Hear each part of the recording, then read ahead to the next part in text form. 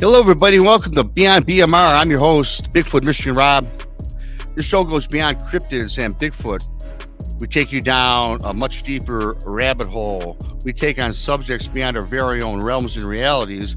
We look at strange phenomena and the unexplained, such as time travel, alien UFO existence, strange hauntings and mysteries, as well as the paranormal. We focus on how all of these rabbit holes come full circle. Tonight, Mike, Long Island Bigfoot, joins us. It's going to be a great show with Mike. Kind of a last-minute thing, and we'll get into that a little bit later. If you like our show, subscribe to Texas Front Porch on YouTube. Subscribe to Bigfoot Michigan Rob on YouTube. If you like our content, the Super Chat's open. You can find us on Odyssey and iHeartRadio. Also, you can find us on KPNL Radio. Thank you to the lovely Selene out in Oregon for that one. Again, hit the alert bell, subscribe to Texas Front Porch, Bigfoot Michigan Rob.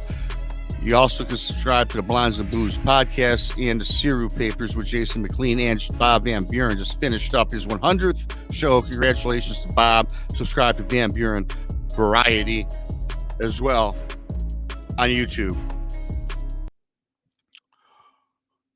Also, you can find us on Mondays and Tuesdays on Texas Front Porch at 7:30 Eastern Standard Time. Tuesday is Van Buren Variety, 8 o'clock in the East.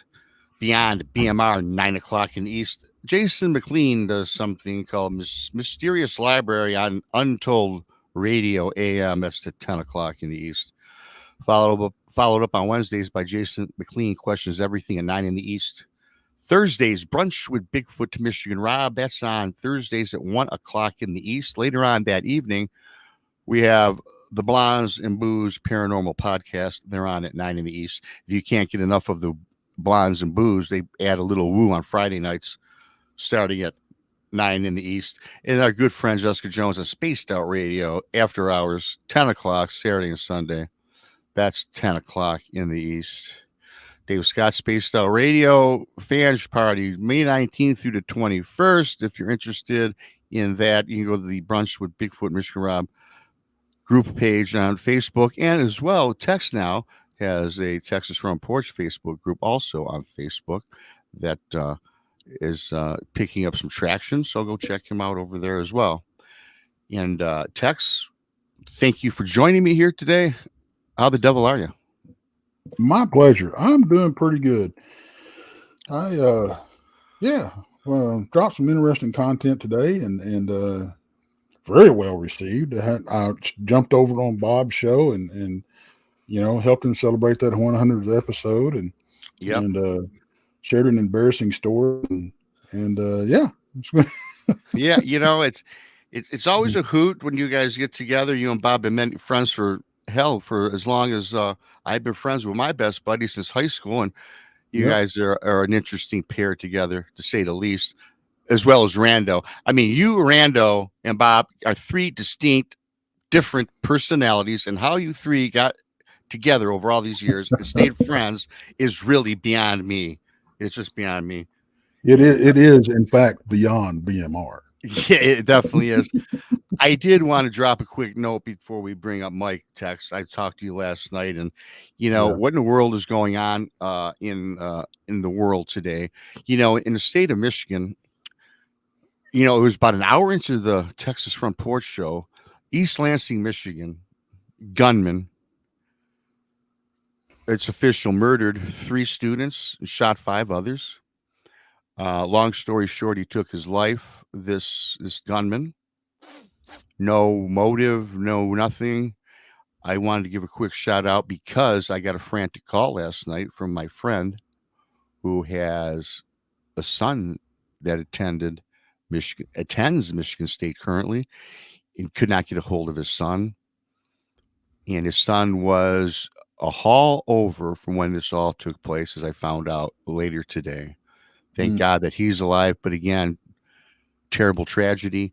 And it's bad because a year and a half ago, we had a high school murders in Oxford, Michigan.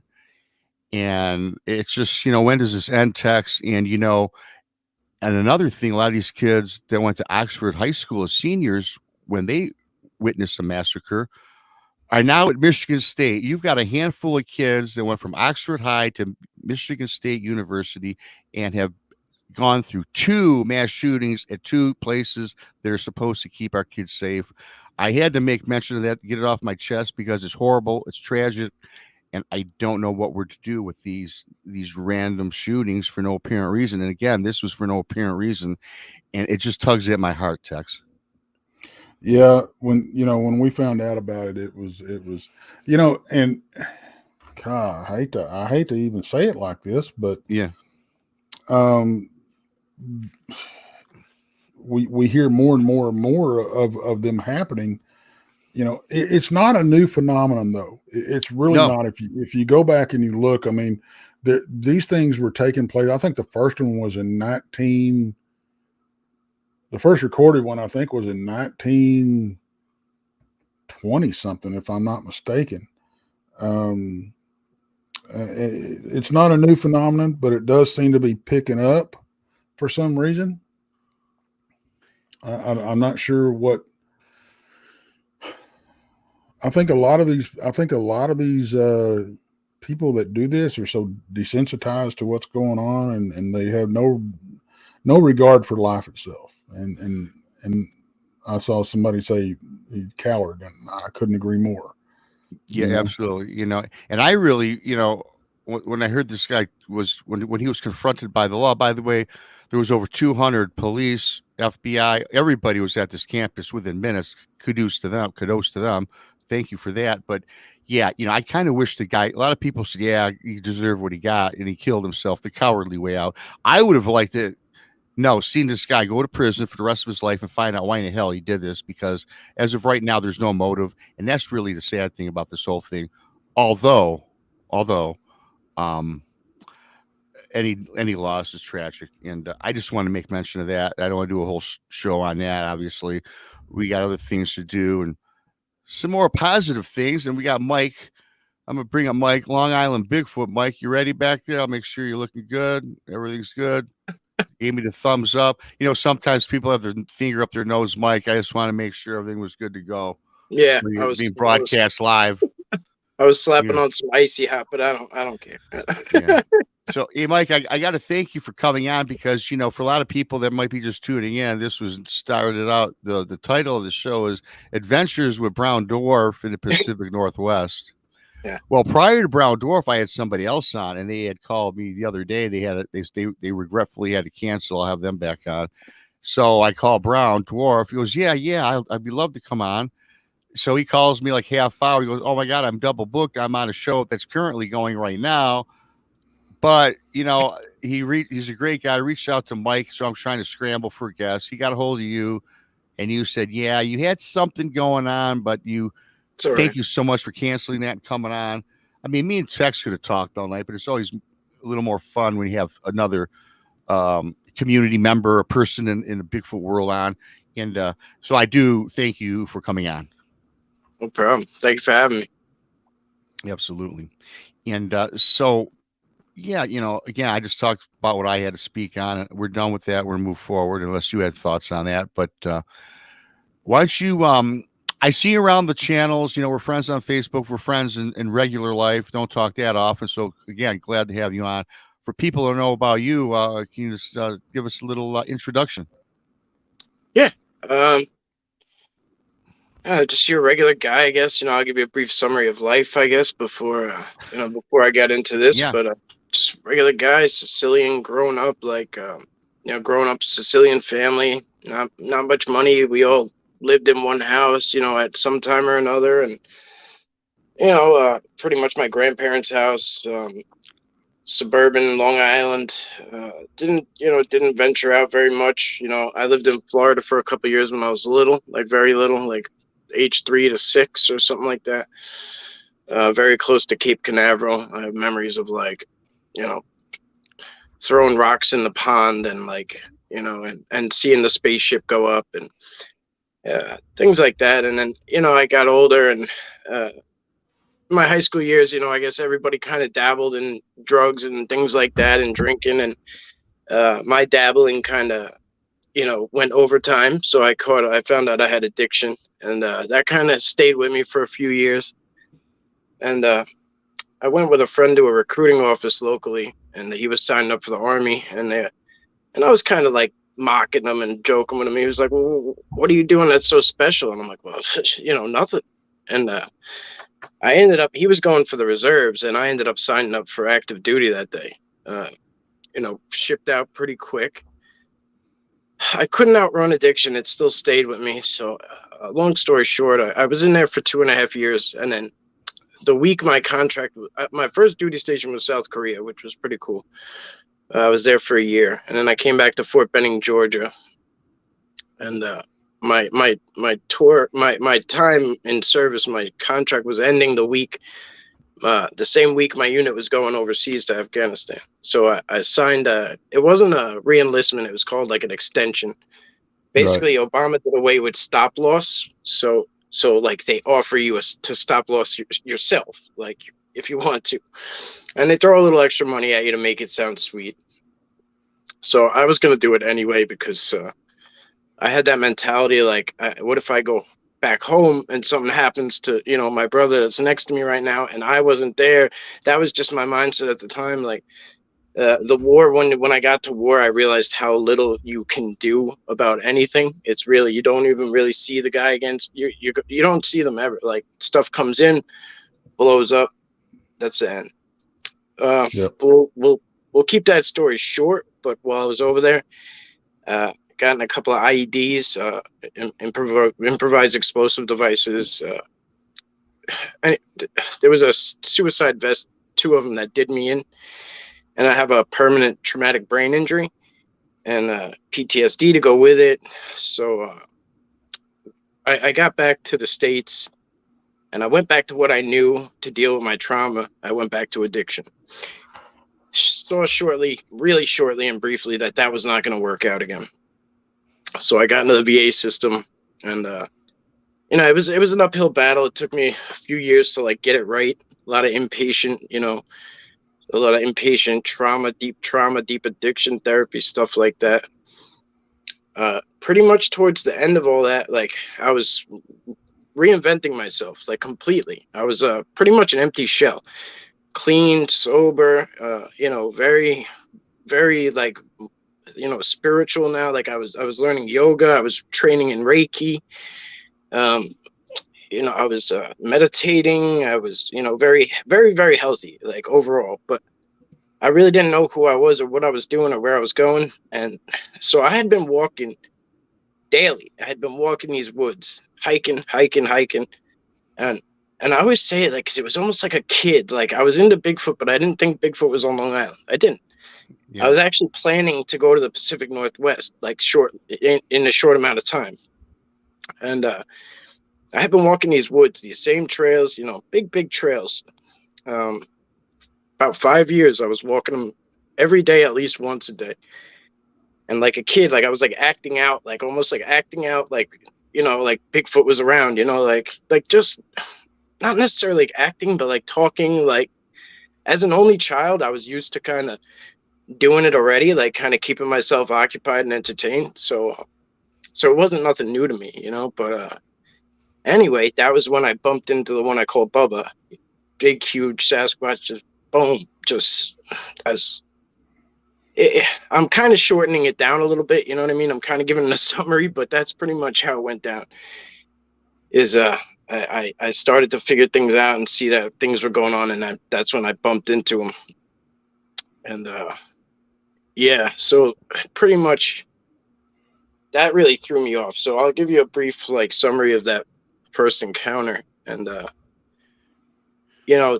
guess there's a fight or flight, and people always say like how they would react and why didn't you run after it, or why didn't you do this, or did you do this, or did you do that? And I was the last job I had was a combat soldier, and I dropped to the floor in the fetal position, pretty much crying, screaming, no. And mind you, I'm out there looking for this. And when I find it, I reacted in a way where, like, I guess it was fight or flight. I did flight, but I didn't even try to run. My body and mind said, just just play dead or something. I don't know. And there was nothing threatening about it. There was no showing of teeth or showing of force or or loud, growling or anything like that.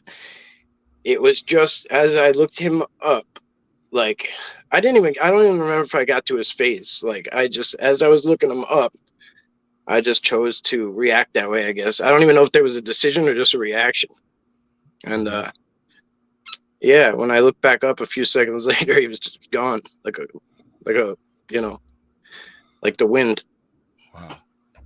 So a couple days after that, I processed it, I guess. A couple of days after that, I guess this is where people decide if they're never gonna ever go back out in the woods ever again, or if they have to find some answers. And, and for me, I chose to go back out and see what was going on. And it's just progressed into this today. Well, Mike, first off, I want to thank you for sharing. It's an incredible journey that you went through.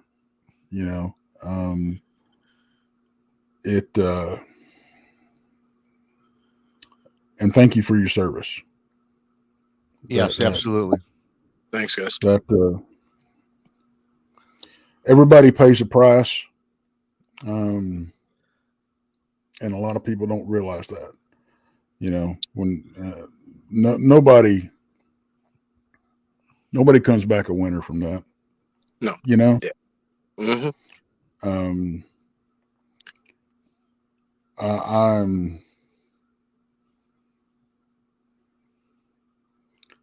I'm proud of you. And I think I think I can speak for everybody when I say that. We're all proud of you. And it's because you came out on the other side of it. Yeah. The addiction, the traumatic stuff, and I appreciate what you're doing now too, brother. I think it's going to mean a lot more to a lot more people in the near future. I really do, because I think things are going to come out. I say that I think they're going to come out in my lifetime because I'm living to 124. But I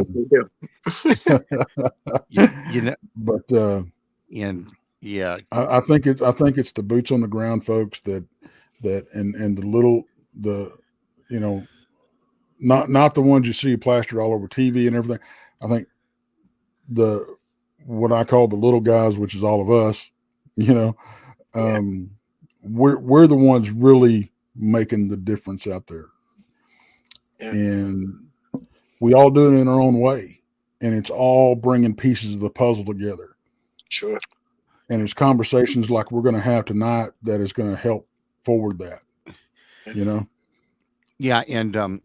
And again, and piggybacking off of text again, thank you, Mike, for your service. And I have to tell you, I started the show glum with Michigan State, the shooting. And another thing I got, since this resonates, you resonate with me, Mike, because I'm proud of the fact you pulled out of the addiction thing. We're not going to belabor this and make this about that. The only reason I bring it up is because I lost 2 people last Christmas and the year before that, cousins of mine, friend of mine, couldn't pull out of it, couldn't see the end of the road. A lot of people don't know what addiction does to people, because if you're not there, you can't walk in those shoes, because you just can't tell somebody just to stop, because you have no idea what it's like unless you are addicted with the disease of addiction. And so for you, Mike, I'm glad you're with us today, because I've got friends and cousins that are not. So that touches me, and thank you for the story, man. I love you, and thanks for, again, helping out tonight. Yeah, you're right though. It does. It's never something that like goes away. You know what I mean? I combat that stuff. I combat it daily. I'm still in therapy regularly with a group of guys who, like some guys are a lot older than me. Some guys are my age. Whatever, it don't matter. We work at it daily, and we are all in the same shoes. And we lose people all the time. And it's not something that goes away. You gotta combat it daily. So. I'm sorry that you lost people. I really am. Like, it sucks. Yeah, it does. Like you say, it's one day at a time, and that's part of the program. And again, thanks for that. Now, I was listening to your story, and I don't know if Tex heard it. Did you, when you had that very first experience, did you get any? Did you see this thing clearly? Were you able to give a description on this first encounter, or you just knew?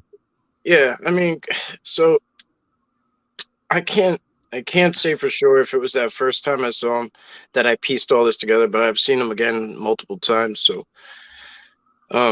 he's very tall. He's dark, very dark black hair. He's very distinct. In that he has, like, the best way I can describe it is so like, like, at least when I was in, like, high school, there was, like, a thing called a chin strap that was popular. Powerful. Anyway, his kind of is thicker. There was a lot of things, that wasn't one of them. So his is a little thicker, but anyway, it goes all the way around, and it's like a gray, almost like a gray or a silver. And then there's, like, that, like, the facial skin, that, like, thick skin that he has. He also has, like, that Zorro looking mask. I call it like that. Almost. You see it on. Yeah. I hate to say gorillas because, like, I don't like to go down that ape route, but I mean, we're 98% chimpanzee anyway, so whatever. But you get my drift. Yeah. Yeah. So he's tall, very tall. He's I'd say 9-10 foot range. Like, in there. Yeah. It's really hard to judge. Like, it really is. It's really hard to judge height. I used to comfortably say he was 10 foot, but the more I think about it, like, the more I, like, get into this, I'm like, I don't really know exactly. Like, he's huge. He's not, like, I wouldn't say he's super muscular, but he's like, he is. He's huge. He's huge. Yep. I kind of touched on this. I think it was last night. The whole height thing. People say 10 feet, and let's face it, most of us don't know what something 10 feet tall would look like in the wild. Yeah. And when you see something that massive, they don't have to be 10 feet tall to look 10 feet tall. It's true. And then it's so hard to tell, like, because there's no real terrain in nature. Is like, it's not like you're standing on pavement. Everything is, like, different levels. Like, even one step this way and one step that way, you can raise up 6 inches easy, very easily. So it's very hard to say. And then you get my drift, though. Like, but I always say, like, like, did you ever go to a basketball game and then, like, you go down, you get onto the floor, even if you got crap seats, you get to the floor and you sneak down there, and then you look at these guys and you're like, holy crap. Like, it's like that, but, like, like, way bigger and, like, way more unexpected. And I don't know if there's a way to prepare for that. I always hear people talk about how they'd react and what they do, and I'm like, man, I didn't react how I thought I would. It's no different than combat. Nobody knows how they're going to react until they're in it. Yeah. I can't fathom that either, because talking about combat, as we're kids, we're growing up, and we all idolized the Army. At least I did. I can't speak for everybody. When I grew up, I did like the Army movies, especially the older ones, with, like, when I was, like, a teenager, it was maybe John Wayne or whoever. Then, of course, you got into Rambo and that. But I'm talking about these guys storming the beaches of Normandy.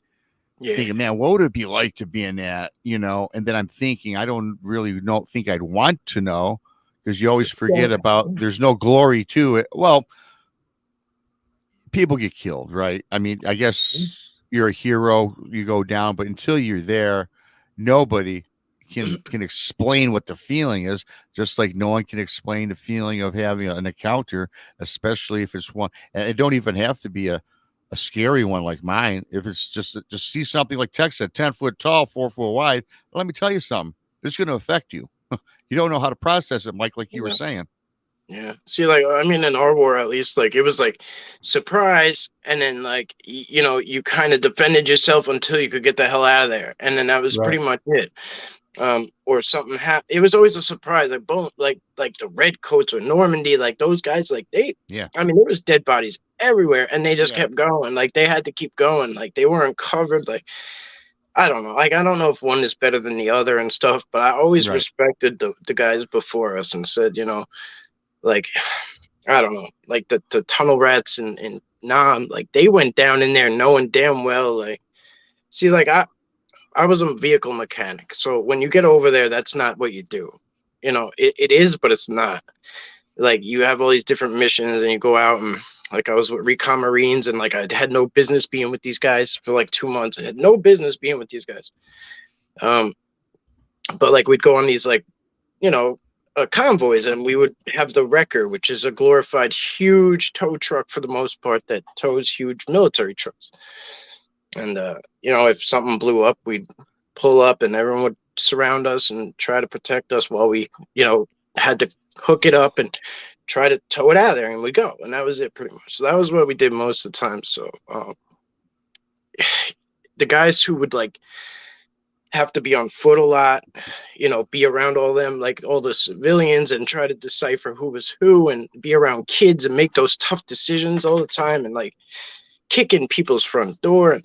And some of the guys we were with, they would get so mad and they'd say, hey, like I can't, they threw another rocket in here. They shot another, mortar in here and they blew this up. And I would reassure them. I'd say, can you imagine if somebody, anybody, any other country came in here, put up in any given town that we live in the States, any given county, any given state, put up this fenced in big base, started driving around our towns and doing the stuff we're doing. Could you imagine somebody did that in the States? You would not take it laying down either. Nope. You wouldn't take it laying down either. Not nobody in this room would take that laying down. So like, I don't know. I was there, but I wasn't. It wasn't necessarily my fight. I was just there. I understand. Yeah, I understand. It's the difference is when you have a first encounter, you make the conscious decision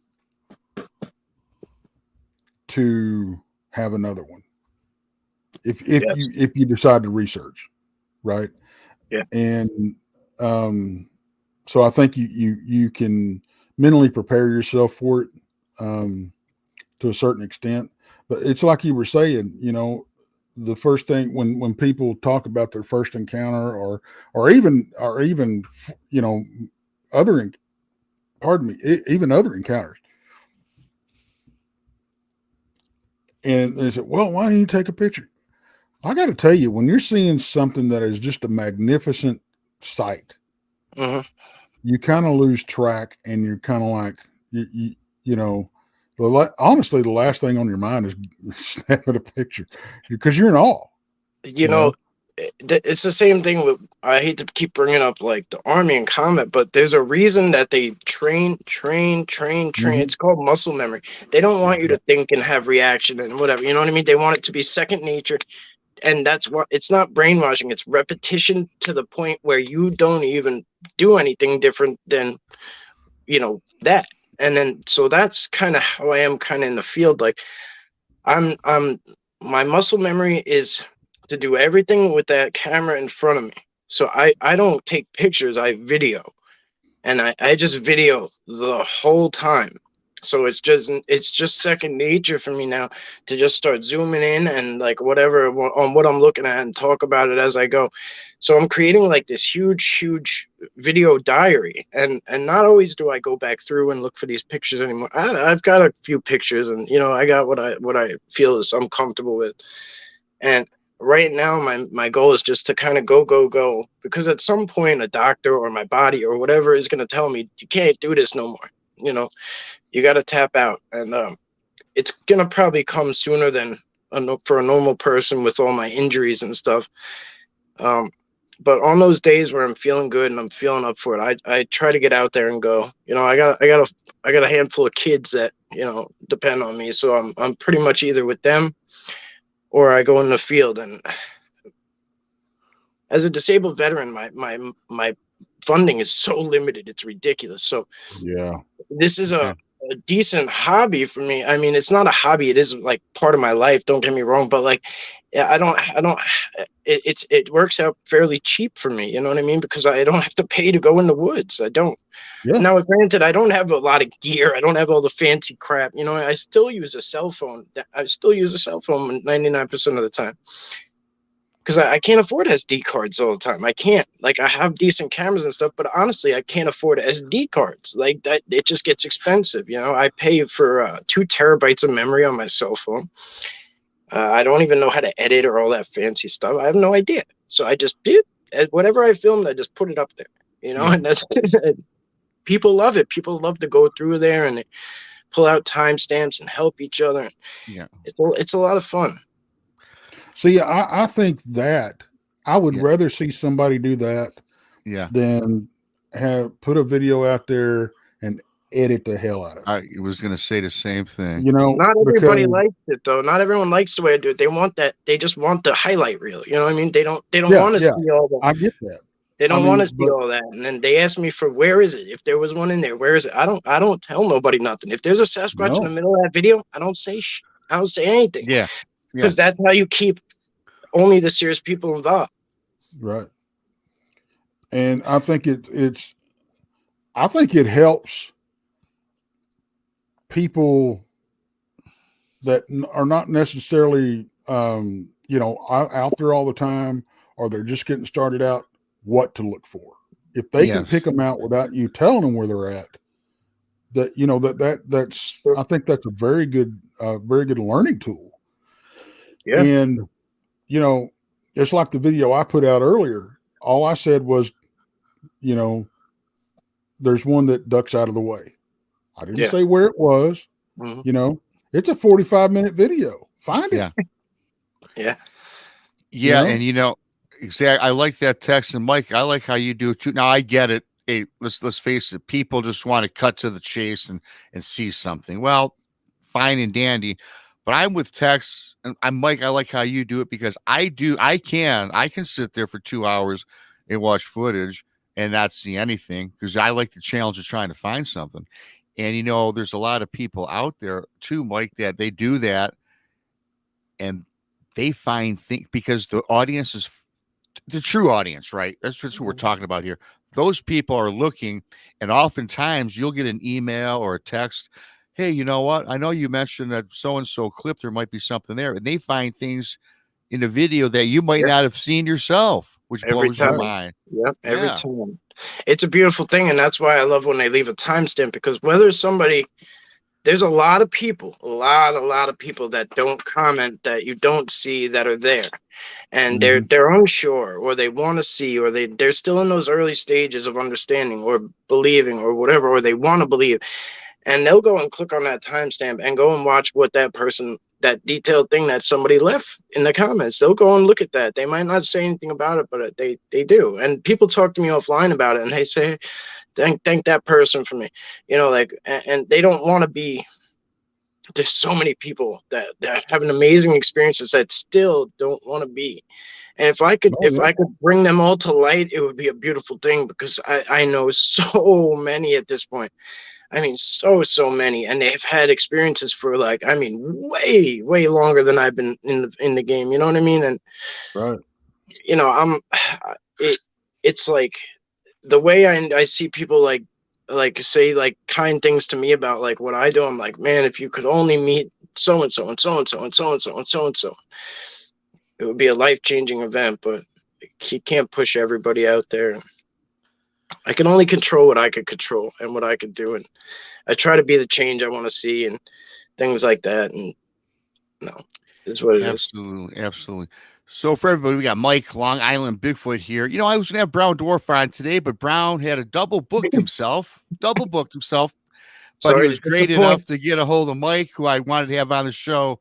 Anyways, I had plans for you, Mike, down the road, but I'm glad you're on, and thank you for filling in. Thanks for filling in. I'm no Brown Dwarf. I'm no Brown. Yeah, I know. Well, yeah, he gave me your number, right? The speed dial. So I'm sure you guys talk all the time.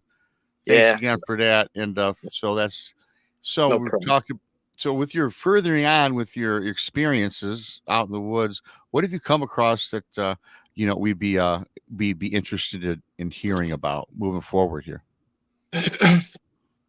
I don't know what to chalk it up to. Like, I don't know what to chalk it up to. A lot of people have explanations Yeah.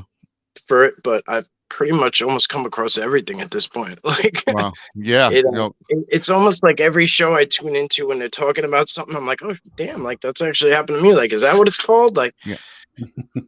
Time slips, or and Yeah. you're going somewhere and that you've been before, and you go down that way, and then you end up somewhere else, and that's happened to me a bunch. And I've seen a Thunderbird with my wife, and these awesome. dog men bumped into those, and little people I don't think I've seen yet though.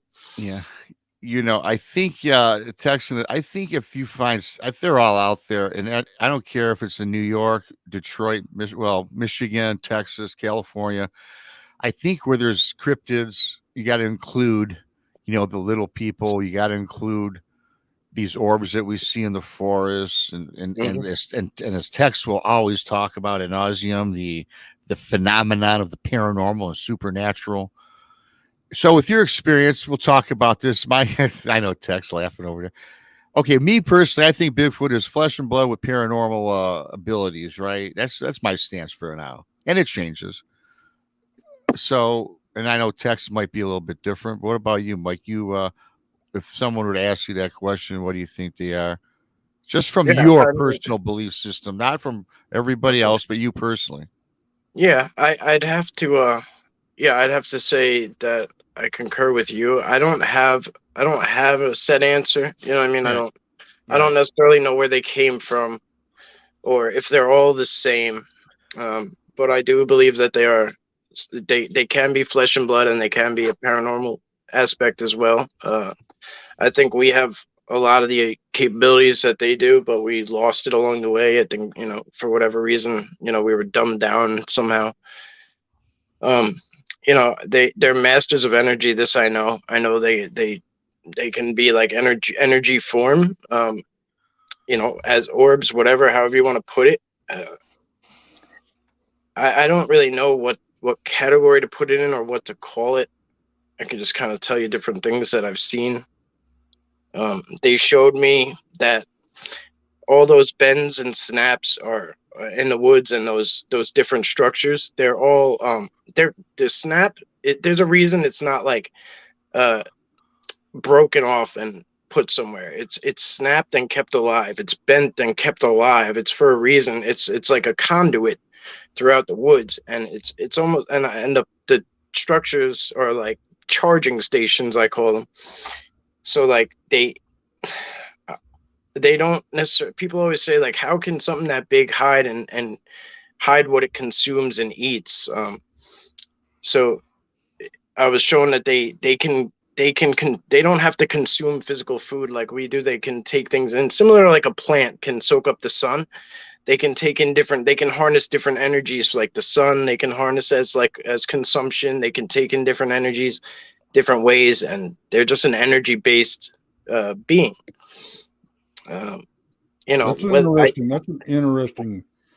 I don't. At this point, it's all speculation to me. Yeah. But it's okay. Yeah, I get it. I've never seen any evidence personally to support that, but I'm not going to say it's not possible and it's not happening. Okay. Because you can't. I mean, you I don't think anybody that's of a decent heart can go, well, I haven't, I think it's very arrogant to go, well, I haven't seen it, so that doesn't happen. What? Well, I'm very strict about how I say things, and I receive telepathy and mind speak from the Sasquatch. So it's telepathy. Mind speak's just what it's called, right? Right. Why we reinvent the wheel all the time, I don't know. But so I got to ask you a question, and I ask this to everybody that tells me that they do this with these critters, because to my knowledge, I haven't done it with them. I've had time slips and all this kind of stuff. How do you know it's them?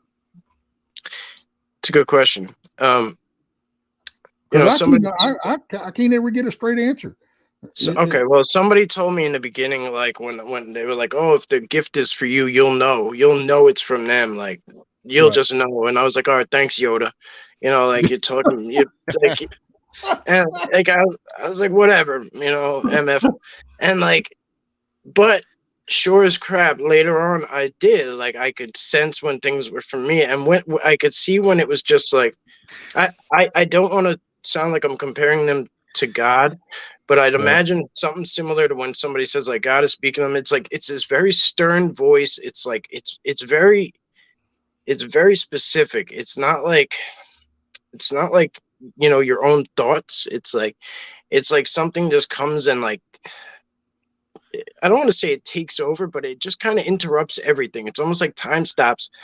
The message comes through, or the download comes through, or like I've even had something happen where like I mean I text and type like you know like this and like I've had it happen where like I wrote something out. I was texting someone and I had this like this, like my fingers just went crazy, and there was like this message to me like typed out, and you know it just weird stuff like that happens. But I other than just like I don't have a straight answer either, perhaps maybe, but like it's just very stern and very like. It's very when it comes through, it's very easy to differentiate. In the beginning, I was very doubtful, and I would brush it off. I think so. Like I used to be like, oh, it's hard to discern what is what, but it's really not. Like when you get confident with it that it is what it is very easy to start to pick which is which. Well, I'll tell you this much, and I've said this 1,000 times. If it ever happens to me, I'm going to be the first one to jump on here and go, "Hey, guess what? I'm with you, Mind Speak boys and girls. It happened, and you know." Well, I hope you are, because I'll tell you, it's not an easy thing to talk about. You know, it's not, because you're exposing yourself to what most people say is crazy. You know what I mean? You're saying, hey. Like, you know what I mean? Like, it throw darts at me. I'm an easy target. You know what I mean? Well, so I kind of know how that feels, because my first encounter was the dog man, and it was like, I wish it had been a damn Bigfoot. That would have been a lot easier to explain. Yeah, dog man. What the hell's a dog man? Yeah, especially in the 80s, people were going, "What? No, werewolves don't exist." That's Lon Chaney wandering around. Come on. Well, let me tell you guys a funny story, right? I was at the Whitehall Festival 2 years ago, in Whitehall, New York. Sorry. So I moved up to the Catskills last year, so it's been cool. I've been having a good time up in the mountains a lot. So anyway, I was in Adirondacks 2 years ago at the Whitehall Festival, and there was a psychic there, and she was sitting down at this booth. Everyone had a booth. It's free to get in. It's in this big park. And there's all these booths of different people selling things, like, you know, or selling their book or whatever, selling, you know, maple syrup, Bigfoot syrup, whatever. So it was all people from Vermont and New York and stuff. And this woman was at a table. Her back was to the water, top of the stairs. So everybody was walking in and out past her. And she had a list of names. And I said, "Oh, how long it'll be?" She said, "Oh, I do 15 minutes each person. So if you get on the list now, it'll be about 45 minutes, an hour from now." So, okay, cool. So I'm walking around, and I see her, and she keeps looking at me. Even though she's got people at her table, she keeps like looking at me.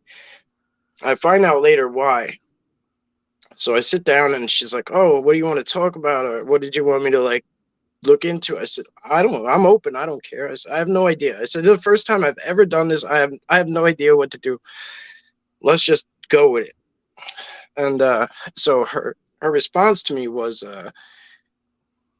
you know, "This is the first time the spirits decided to speak to me this whole day. It's been very difficult. I haven't been able to get anything on anybody and no reads on anyone. The spirits have been really pissed off and very stubborn and not working with me." And I'm like, "Oh, okay, well, I'm glad they chose to now," or whatever. She said, "No, it's not by chance." She said, "You're the first person that hasn't walked by and judged me. And the spirits noticed this, and what they were saying to me was, how can these people of all people be judging you when they're judged all the time by people because they're Bigfoot believers. And I said, wow, I didn't think about it like that. But yeah, we're attacked so often for Bigfoot and for whatever cryptid or whatever. So how could we be walking around casting stones at somebody for being, different like that? Yep. And it was a shock to me. But it was also very humbling. It made me feel like, okay, well, at least I'm pretty open to things. So yeah,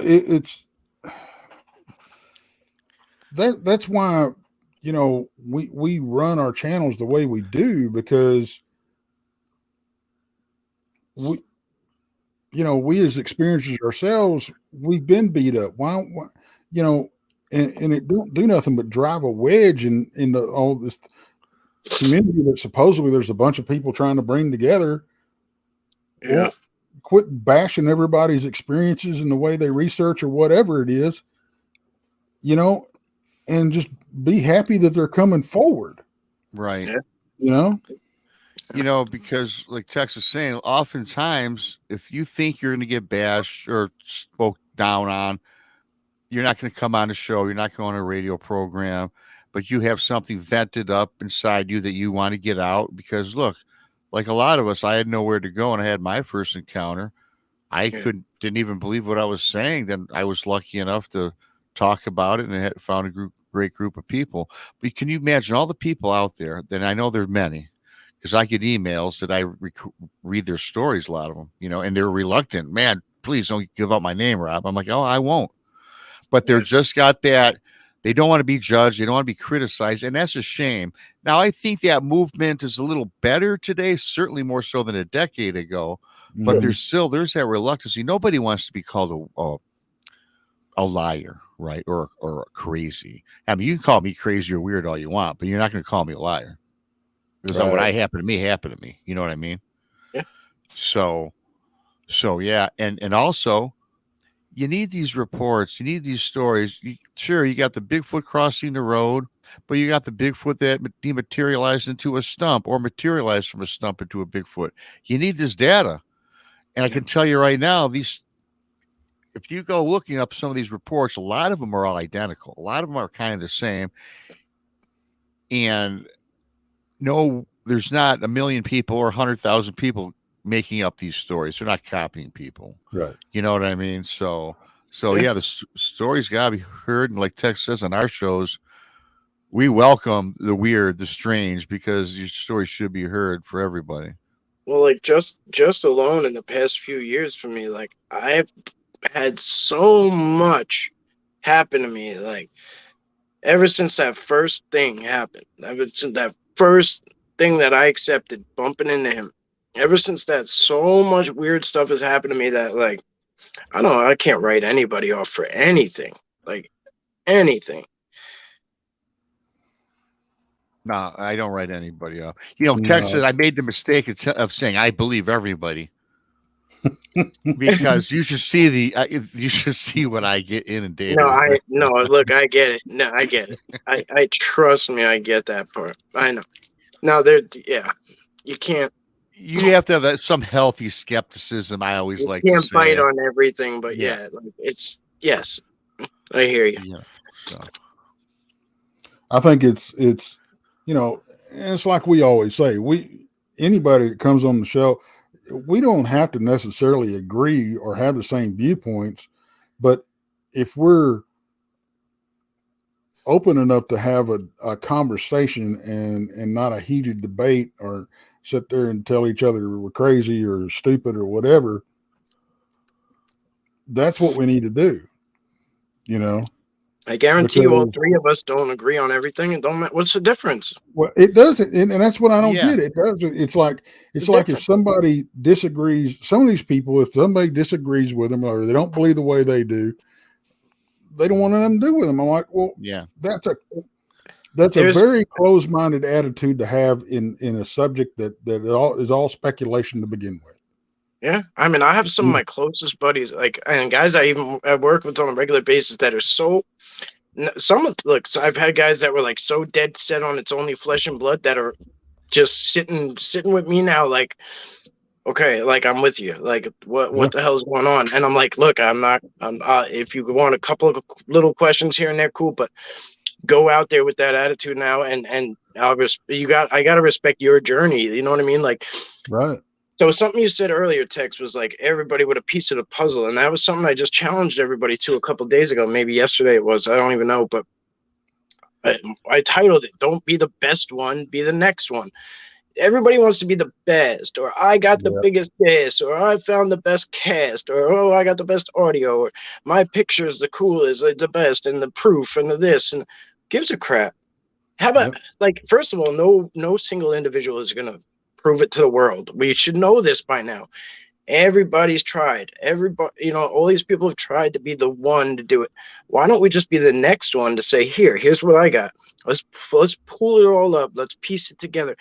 And I do have a firm belief that Sasquatch give us each, because they are very like equality based individuals, like type of people. They don't view like a rock as more important than a deer, as more important than a falcon, or as more important than themselves, or everything is just one. You know what I mean?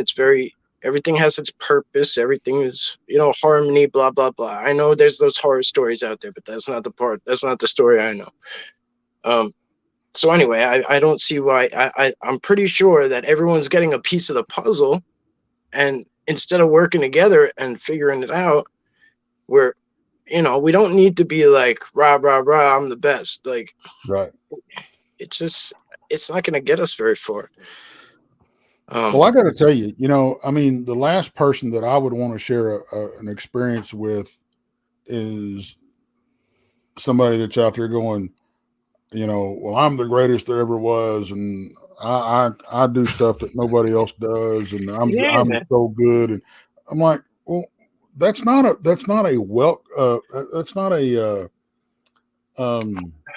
I tried to watch this guy recently that I gave up on a long time ago because he was like that. First thing I tune on is he's sitting in his truck on a road and says, he's filming something. He says, "Oh, this place is the best place ever. Nobody can get here. Nobody knows it's here except me." And a car drives by, and I turned it off. Right. Nobody knows. They just drove by. Somebody knows. Let's on to the next one. I love that. And that's a perfect segue into our 5-minute break coming up here. Everybody subscribe to Long Island Mike. We actually, Lily Pond be kind of been dropping your links. Thanks, girls, for that. Subscribe to Texas Front Porch, Bigfoot, Michigan Rob, the Blondes and Booze podcast, McLean's, Saru Papers, and Van Buren Variety. We'll be back in 5 minutes to continue on with Mike, Long Island Bigfoot. Give us 5. We will be back.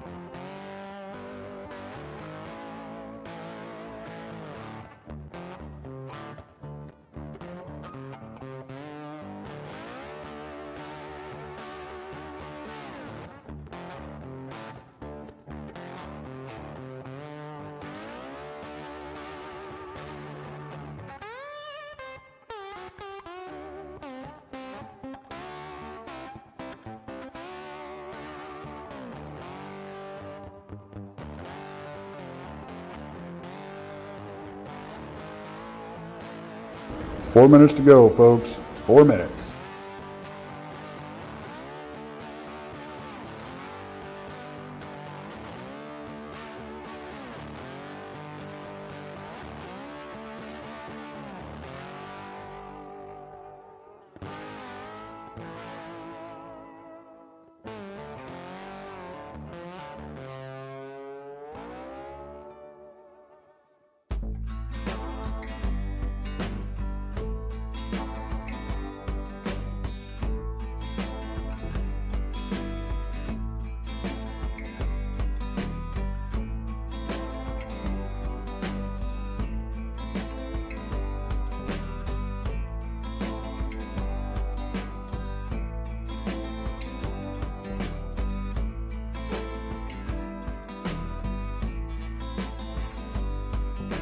3 minutes. We're almost there.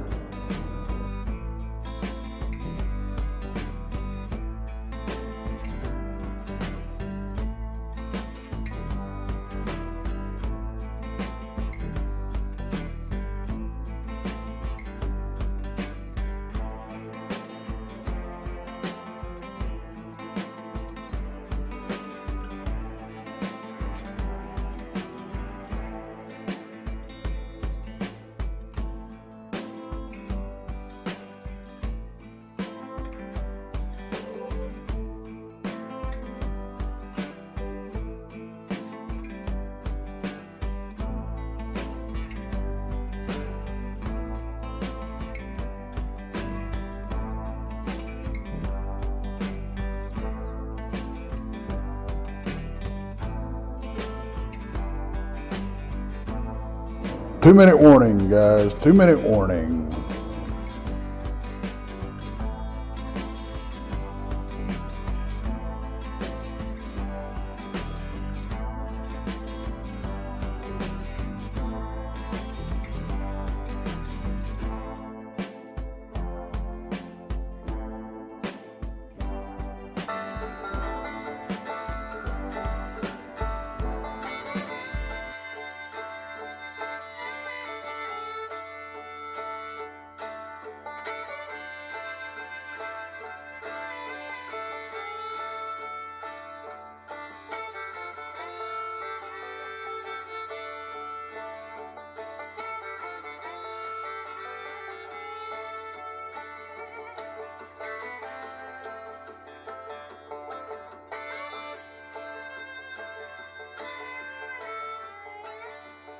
One minute.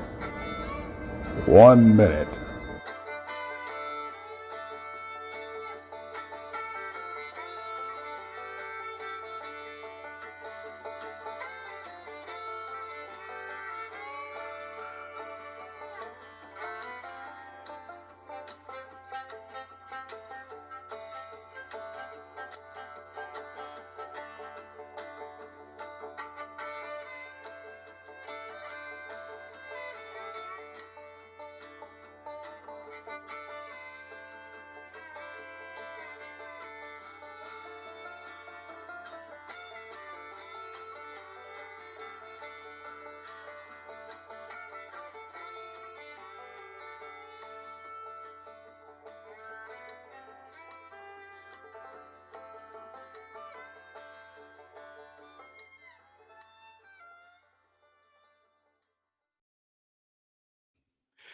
Hello, everybody. Welcome back to the show. We got a great show with Mike. Long Island Bigfoot joins us tonight. Don't forget, Mondays, Texas Front Porch, 7:30 in the East. Tuesdays, Van Buren Variety, 8 o'clock in the East. Beyond BMR, this show, 9 o'clock in the East. Jason McLean does something called Mysterious Library on Untold Radio AM. That's on at 10 o'clock in the East. Wednesdays, Jason McLean questions everything at 9 in the East. That's tomorrow. We got a great show. We're talking about these things in the sky that's been hovering North America.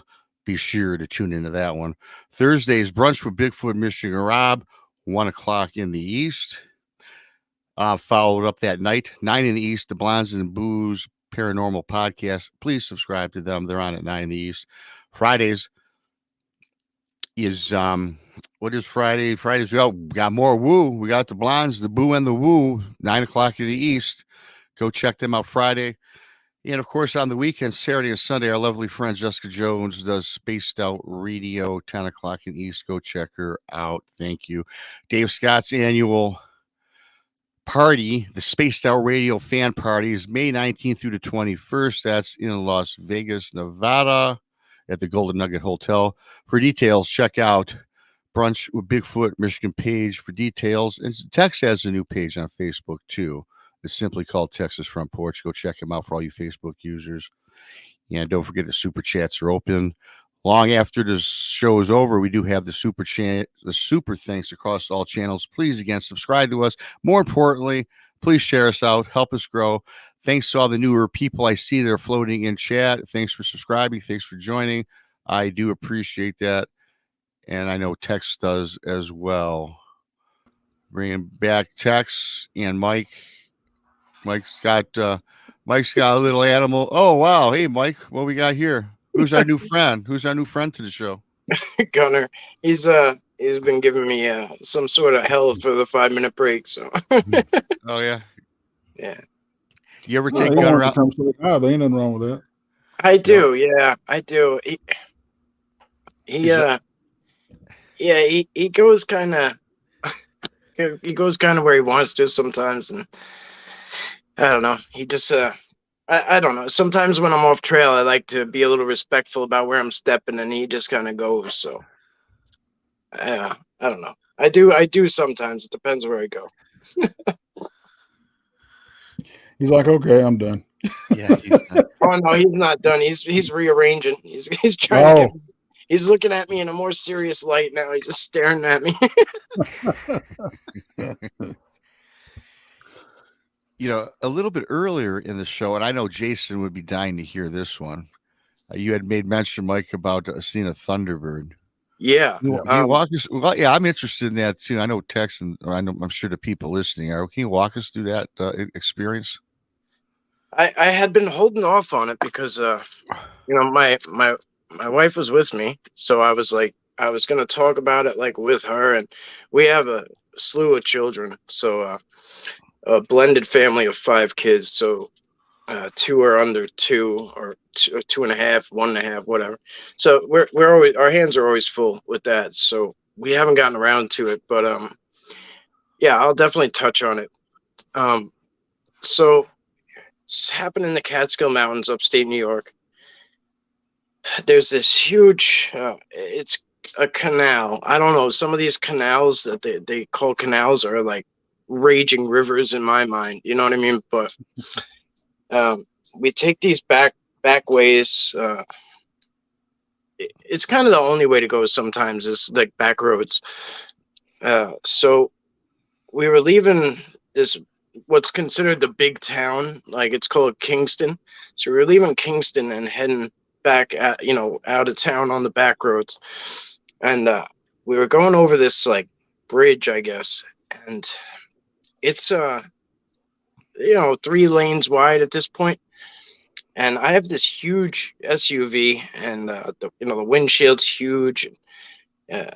Anyway, we're just coming in, and it looked like just big birds like riding a thermal as we were a ways back. And as we got towards the creek, we could see that they were huge, like really, really huge. And they were just going in circles, and one started to come down. And as I'm going this way, but I think it came this way from passenger to my side. But one of them came down to probably, I'd say, 30, 40 feet above the road. It felt like it was like right in front of the car. The car actually moved a little bit, and the wingspan blacked out everything. We could not see. It blacked out the windshield. We couldn't see around it, anything. When it came across with its wings out, it just cast this huge shadow. It literally blacked out everything. We couldn't see anything across all 3 lanes, nothing. It was just that big, and it literally felt like it came like right in front of us. But we both just kind of like gasped and were like, I don't even know what we said to each other, but I remember like between anxiety and adrenaline, like between the two, I don't think we spoke for about another 3 miles or so. And maybe other than like what we initially said, which is God knows what. Right. But we both just kept saying like, did you see that? Like, did you see that? Like, and she got a better description of what it looked like, I guess, because I was driving. Maybe I didn't get a good look at its face, but she had said it had like a pterodactyl type, like that bald head and like that big beak on it. Yeah. I don't remember personally. I don't remember facial features that much. Like, I kind of think I remember the bald headed part, but I'm not sure if I'm just thinking it because she said it. So but I really don't remember much about facial features or like anything like that. But the sheer size is immediately as soon as we got home, because there's like no service out there. As soon as we got home, we're both on our phone, like looking up, big birds, herrings, this, that, everything in New York, everything in the Catskills, everything that could be anywhere around that migrated over here, and nothing comes even close. Like nothing comes close. And coloration wise, it was just like dark. It was really dark looking. Like it was I don't want to say it was black. I don't want to say it was brown, but it was like, I don't know, maybe like a brown leather, like an old like an old like driving glove or something, like that color. Maybe like I don't, maybe like Texas hat, like something like that color, suede or something. But it was like more of a leathery. I get like a leathery like vibe when I think about it. So do you remember? I mean, did it have feathers? I don't remember seeing feathers. Like I really don't remember seeing feathers. Do you remember it like being? You did a cool job describing the head, which I automatically think pterodactyl or something, or what does Jason call them, pterosaurs? And I guess same family. Did you notice like if it was like it was transparent? You know how you see like when the wings are spread, you can kind of almost see through them with the bones. No, I couldn't see anything except that. Like you couldn't see through it at all. That's what scared me so much, as I remember it, because I was driving. I was doing like 60, 60, 65, something like that. Yeah. And it like blacked out everything. Like it, and when it came by, it's like if you put a sound effect in a movie, like like that, like you could hear that. Like, you know what I mean? Like inside the car, windows up, you could hear that. And it's just like, I don't know. Like when I asked her recently again, I was like, oh, are we going to talk about this? She's like, it scared the shit out of me. Like scared, like, and she don't scare easy. Like she's not that type. Like she's a medium, like, since, forever. Like she was born with that. So, a lot of the things that we perceive are very different because like she, you know what I mean? Like she's been dealing with the dead for so long that, like it was hard for her to conceive like Sasquatch do this or Sasquatch are around, or, like she'd be like, oh, maybe it's probably just this. It's probably just that you're seeing. Like, it's probably just, a soul or a spirit or whatever. And until she started having activity, but that was a different story. But yeah, I'd like her to speak on it if she comes around to it, because she obviously has more detail than I do. Oh yeah. Well, when she comes around to it, that's the key. Like people are ready when they're ready, and of course, she can always do it on our show because you know how we roll around here. So yeah, like anything else, and I don't like to talk about what happened to me or text or yourself, Mike. When I wasn't ready for a while, talk about mine until I was convinced to do so for my own mental health, really. Yeah, it is. It can be a little anxiety ridden, especially when like it's like, I don't want to say it's traumatic, but it's like so like there's so many emotions involved when these things occur. Like I know, I'll speak for me. I can only talk for me. When I talk about these things, like I start to get all like emotional. Like all the emotions that were involved in that moment start to come out, Yeah.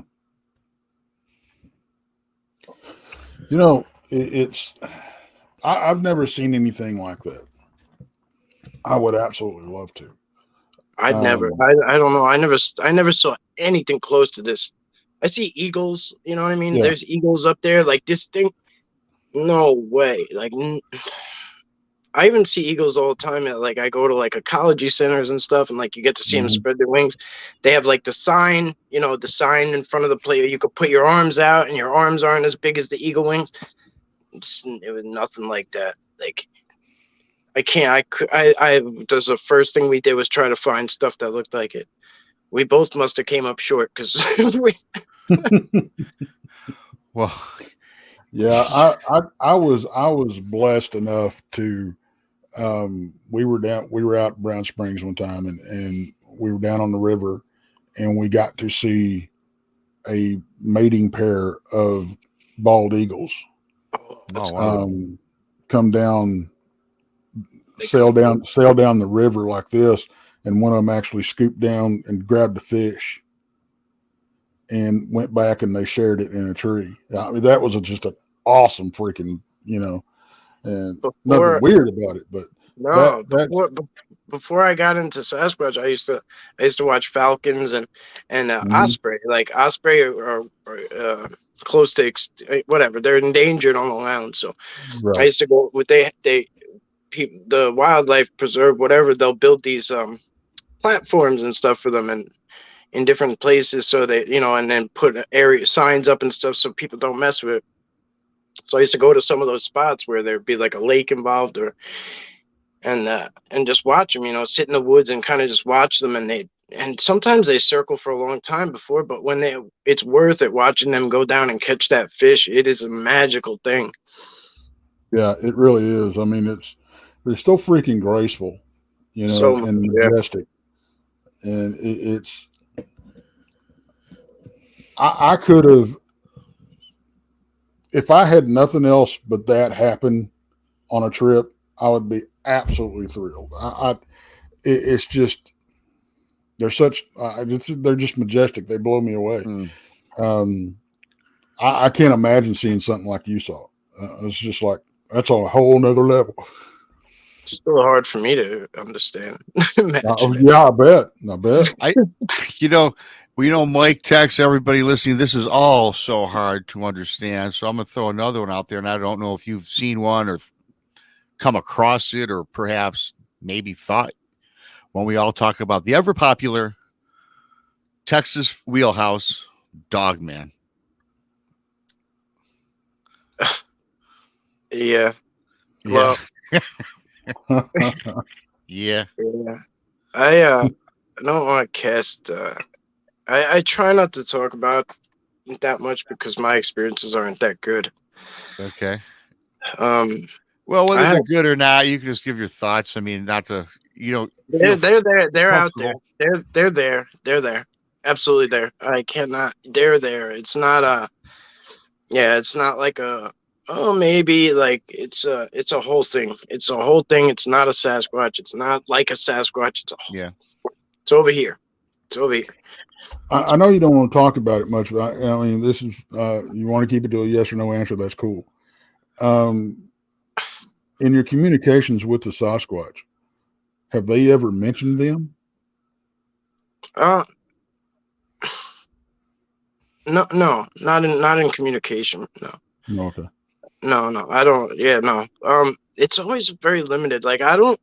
So I'm like a very firm believer on like not going out or not trying to like push anything or force anything or have an intent. Like every time I go out with intent or expectations or whatever, I tend to be let down, or I tend to like miss something, or whatever. So I go out and just say, hey, Sasquatch, hey, universe, whatever, nature, Mother Earth, I'm here today. I'm your student. Please, whatever you want to give me, I'm here to soak it in like a sponge. I don't know anything about anything. Here, whatever you want to give me today, and I'm willing to accept it, and I'm willing to take it in, and I'm appreciative of it, and I find I get more that way, and I find that it's a patient thing. It's not necessarily everybody's prerogative, because everybody wants a quick answer or a quick everybody wants to quick, give it to me, whatever. Like for instance, I used to see footprints for like pretty often, and sometimes really good ones, and I didn't have casting stuff, and I was seeing them often. I'd be like, well, whatever, I'll see another one, and then I got the casting stuff finally, and I walked around for like over a year before I saw another one, and I was carrying it around, and that was like I was like walking around all the time for like a month.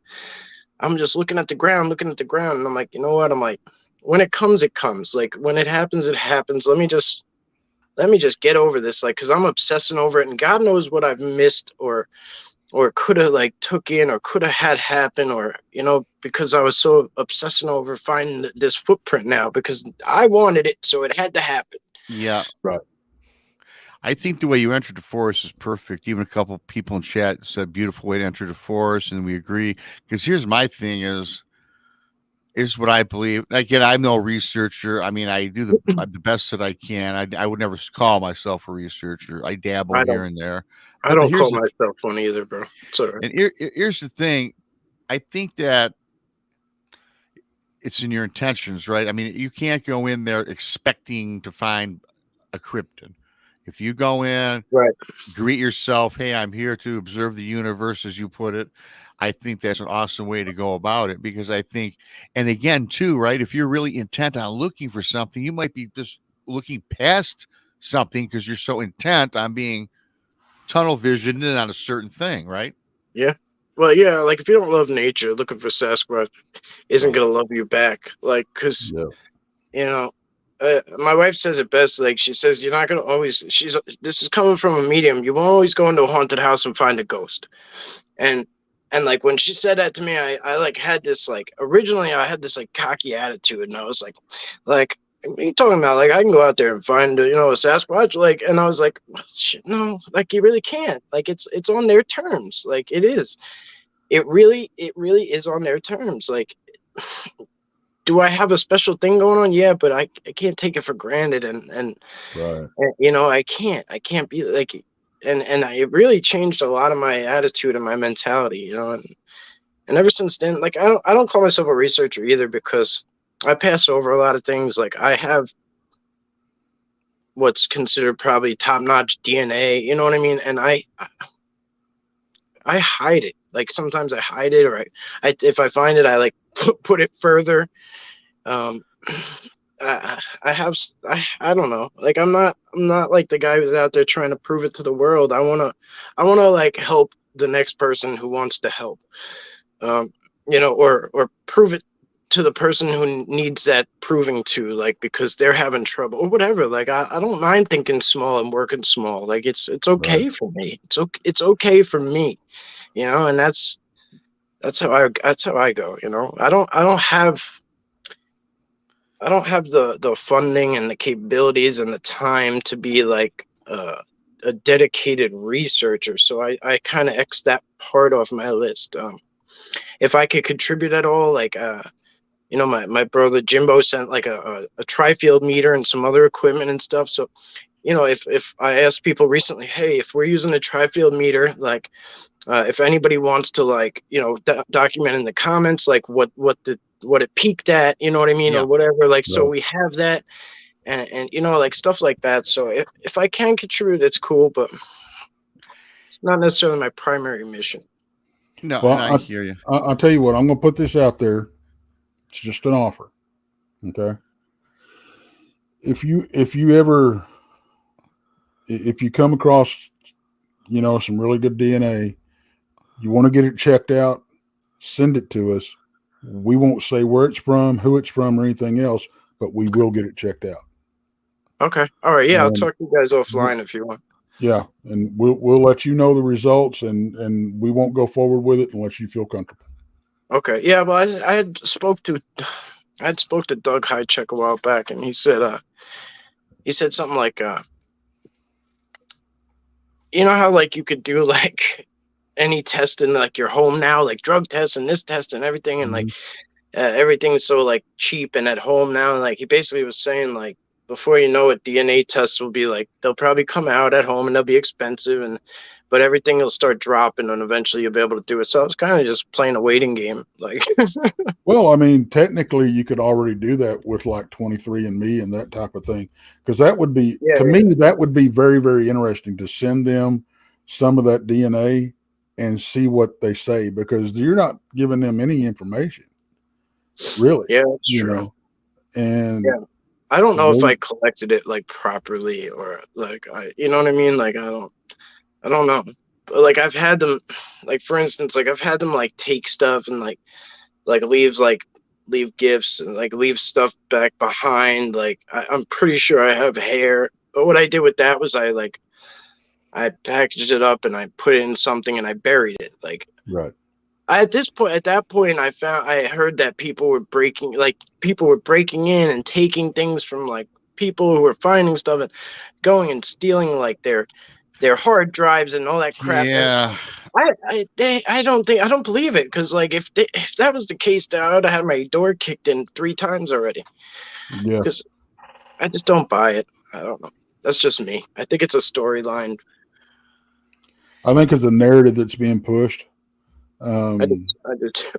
I think it's kind of a it's fear mongering, because I think a lot of it is if they let enough of those stories get out there, there's a lot of people going to be scared to even come forward with this stuff. That's true. That's true. So, we even question, and again, if I ever came across something that was wow, just like wow, jaw dropping. Again, I'd probably get with a few people and talk it over. I don't know if I'd even make it public. Certainly with DNA, I'd keep that under wraps. It's hard. It's hard for some people to accept that, because most people spend their life looking for that. But it's also like I just know that DNA has been found already and like used, and it always comes back. Or that person's life goes through hell, or that comes back like something wrong, or this or that. I don't know. To me, I just kind of thought it might be best to just fly it below the radar for now. No, I'm not going to say you're wrong. I mean, right. Unfortunately, the horror stories that we've heard do happen. Yeah. But I don't think they're as widespread as I've heard, if that makes any sense. Absolutely does. 100%. Sorry, I didn't mean to cut you off, Rob. I'm sorry. No, it's we all talk random, but it's like it's just like like I was saying a little earlier. I mean,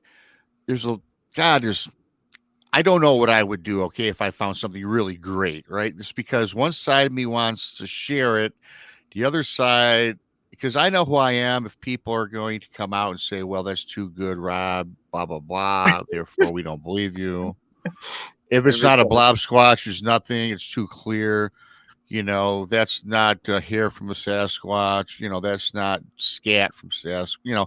And we all know that it's out there. There's been a lot of tests run. And these people have been, Melba Ketchum got a career ruined over it, for God's sakes. And that's the biggest story that I think everybody remembers, right? And and a lot of us don't want to be, subject to that. I know I don't, because even look at Coyote Peterson, or whatever the guy's name is, or whatever.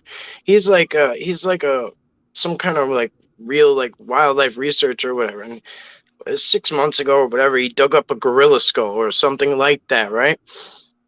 Now, immediately, what happened? There was 100 different types of stories. It's a hoax. It is a Bigfoot. It's a Bigfoot hoax. It's a gorilla. He found this. He lied about it. There's DNA. There's real DNA. There's no DNA. It was planted. It was dug up. There's stories everywhere, and it's like, okay, well, now which one is the real? Which is the real story? You know what I mean? And it gets hard to pin down what's really going on. I had heard that he came out and said it was a publicity stunt. Yeah, I actually started following him to see what happened. I never followed up on it. That's what I heard. So. Was that with the skull? Yeah, right. Yeah, it looked like a gorilla. And then away you see like people post like Amazon, you could buy it. Like, I do. God.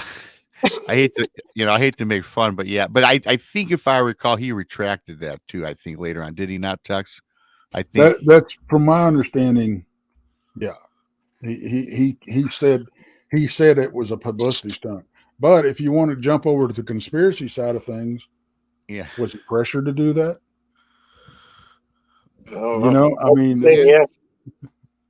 I mean, again, you can take just like the right and the left, which we are not political. You could take a side and you can hammer it to death, either narrative, right? And unfortunately, we don't have a coming together of the minds, because everybody is in different platforms or on different sides of the coin on a lot of this. And Unfortunately, and glad that we're not, and that's why we have such a great show. We have such great followers out there too. Thanks to everybody joining us today. We got Mike, Long Island Bigfoot. We got him for another 5 or 6 minutes, Mike. So when I think New York, I think, man, I always think the Big Apple, and I always forget that you guys have the Appalachian Mountains, right, or the trails where you Yeah, live, or yeah, somewhat. how? Yeah, I'm pretty sure. Yeah, it's sad that I don't know the answer to that for sure, but yeah. Well, like that's the thing. Like Long Well, Island is kind of perceived like everyone. I always hear people like, "Oh, there's no way." Like, I live 50 miles east of the city. You know what I mean? And then it goes Okay, Long Island goes even further than that. So, I have farms around the. There's a farm like 2 blocks over. Like, it's not what people think right well, away, and it maybe is I should. overpopulated. You know what, Mike? I'm sorry. I should have qualified that. Long Island Bigfoot. Now, are you actually on the island of Long Island in New York? Because I was thinking Yeah. of like New York State. So that's my bad on that. No, no, I should no. have But I thought the do. island. I'm in the Catskills too, so like that is above the city in the mountains too, and then there's the Adirondack Mountains above that, and it is a huge state with a lot to a lot going on. Some parts of my drive, I see Albany, and then like Montreal is closer than like Albany or Buffalo. You know what I mean? Like so, like Canada is actually closer in some points than northern New York. So Yeah, it's a big state. But it is. yeah, Long Island is in Suffolk County. I live in mid Suffolk County, but like mid and eastern Suffolk County is very rural. The Pine Barrens alone is 100,000 acres, just by itself. So Yeah. isn't I might be wrong here, but isn't Suffolk County? Isn't that where the mafia used to dump all those bodies at? Up in Long Island? it's that some of it is the other Pine Barrens in Jersey, but yeah, Yeah. there's some spots. Yeah. Yeah, I kind of thought so. I tell you what, I think we're all kind of chuckling because, thanks, Anella. I appreciate that. We appreciate that super sticker. Thank you very much. Thank you. Glenn, I like Glenn. He's always got something smart to say. And Yeah. that's why I think me and Tex are chuckling. Maybe you saw it too, Mike, but I got to put it up. Sorry. Oh, I don't read the chat because it distracts me. I leave Well, it out. I Glenn leave it alone. says New York, NYC does have some scary, helly, smelly creatures, and we'll just kind of leave it at that, I think. It's got sewer rats. Yeah. Yeah. Thanks again, Anella. I Oh, appreciate that super sticker, me and Tex and all of us here at the channel. oh man. I had a very dear friend of mine that was stationed up in Fort Drum for a while up in New York State. It's up there. Yeah. And that country can get pretty wild up there. So Yeah, they actually do cold weather training there for like that's where pretty much everybody does. That there's other states that have like worse snow, but I don't know, they do it up there, I guess, because it gets real messy up there. So yeah. I haven't been in the area myself, but it's pretty wild. So, real briefly, we got about 2 minutes. Why don't you tell everybody, Mike, where we can find you, look you up, maybe do it. some and such. Don't do it. You're not going to do it. I hate plugging myself. If you want to subscribe, please do. It's up to you. But that's it. I have a channel on YouTube right here. I do raw and uncut footage, just nothing special. I film usually I take everyone from start to finish, and that's it. I mean, if you want to come along for the journey. I will disagree and say it's nothing special because I love the type of film that you put out in video. I do too. I don't like, edited is one thing. If you've got a documentary, being shot by Discovery Channel or whomever, which I'd rather get it from people like you anyway, because it's more, you're out there doing the work. And it goes to show people 3 hours you might have 3 hours of nothing, but you know what? You're out there doing something, which I appreciate. And what I like is looking for something in there. Text has dropped some stuff. Even Duke over I see in the chat, World Big for Radios, he's got some great stuff that he edits. But you know what? There's a lot of things he has so much in the background that people pick out all the time too and find. So that's what I love most about people that do the videos that have the woods. Oh yeah, in Duke the Duke will background. put up a video, and then if a lot of people see stuff, he'll like go back through it and like go over those things that people saw, which is just cool. Like, it's great. That keeps people really involved. Like, it's such a good thing. Yeah. Well, you're a good thing, Mike. I appreciate what you've done with this, your service, your personal battles, and you've come up on top. I appreciate you very much. I know Tex does too, and we're going to definitely have to have you come back. And thanks for Brown Dwarf for the suggestion. Although I had you in my phone, Mike, it was just a matter of getting over to you. No worries. But with that being said, for Tex and Mike, thanks for joining Beyond BMR. Don't forget to subscribe to all our channels and share us out. Until next time, BMR and the gang, we're out.